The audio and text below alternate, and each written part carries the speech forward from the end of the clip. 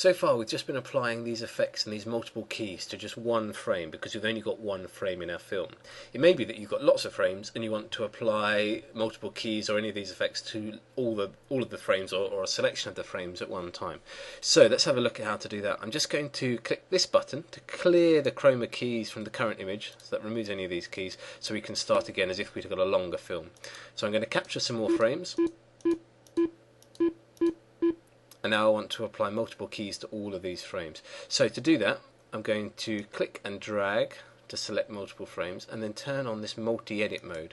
With multi-edit mode on, anything you do to the current selected frame is applied to all the frames in the animation. So to start with, I'll just click the automatic button, and that's taking away the background on all of the frames in the animation. You see in some of them it's worked better than others.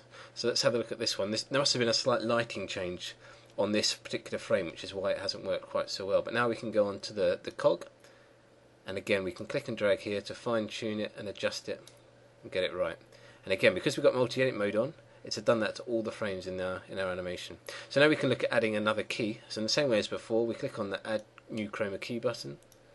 We'll choose a colour for that key there and then press OK.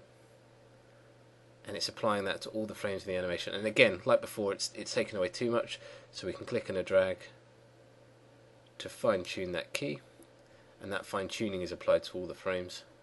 And there we've got it, our alien as before, with two keys applied. And that could be across as many frames as you like.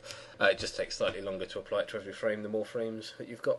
And once you've finished, come down here and turn off multi-edit mode. Our background is too short, so we could zoom out, select our background as a clip. So when we're zoomed in, it's just a frame. So if we click and drag it, we just move the frame around. But when we zoom out and click it, we can click and drag as a clip to extend it. And now that's repeated that frame across all of those frames above. So when we watch it now, it's not a particularly exciting animation. And we can see, because of the red, it's actually taken away some of his eyes. So we could either fine tune it here, or we could use this replace tool and draw in his eyes back as they were before. And there's another video which shows this replacer tool and the rubber tool in more detail.